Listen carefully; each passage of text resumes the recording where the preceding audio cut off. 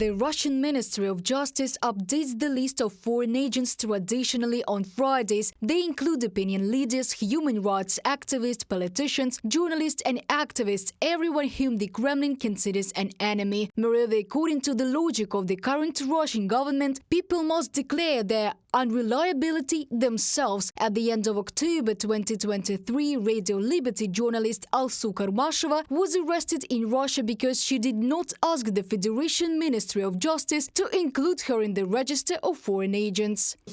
Saints are completely bad with human rights. They are not respected, and this is evidenced by all those external observers who comment on this situation. Not only the special representative, the UN special reporter, but also all those human rights specialists who left Russia and have the opportunity to speak freely. None of them says that everything is fine.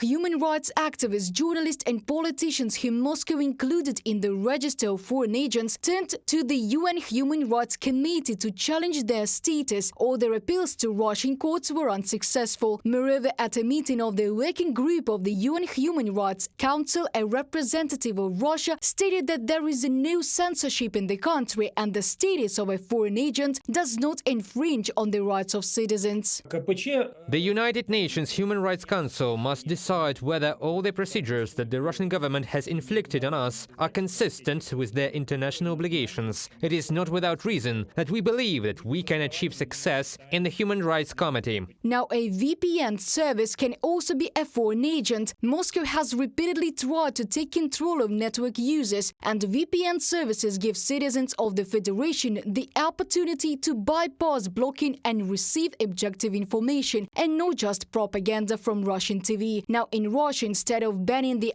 IP addresses of VPN service, they directly block the protocols, namely they provide a stable and secure connection. There are a lot of VPN services that work on open protocols, like OpenVPN. They stopped working, and the hunt has begun a long time ago. Now we see that it is intensifying, and the legislation has adopted norms that make it possible to extrajudicially and quickly block any site that talks about tools such as VPN, Tor, and gives instructions on how to bypass Roskomnadzor blocking. Russia expanded legislation on foreign agents after the start of the full-scale war against Ukraine in order to narrow the information space within the country as much as possible, and therefore to block the opportunity for Russians to receive objective information or express opinions that differ from the Kremlin propaganda agenda. Before the presidential elections, repressive methods will be even tougher, experts assure. The Russian authorities are preparing for 2024, preparing for elections. I think, closer for the time, we may see not only restrictions on access to individual sites, but possibly partial shutdowns of the internet in regions according to time, according to a schedule. What we are now seeing is obviously a struggle between the shell and the shield. The state is coming up with new measures to prevent people from accepting prohibited social networks, content and independent media that talk about the war against Ukraine.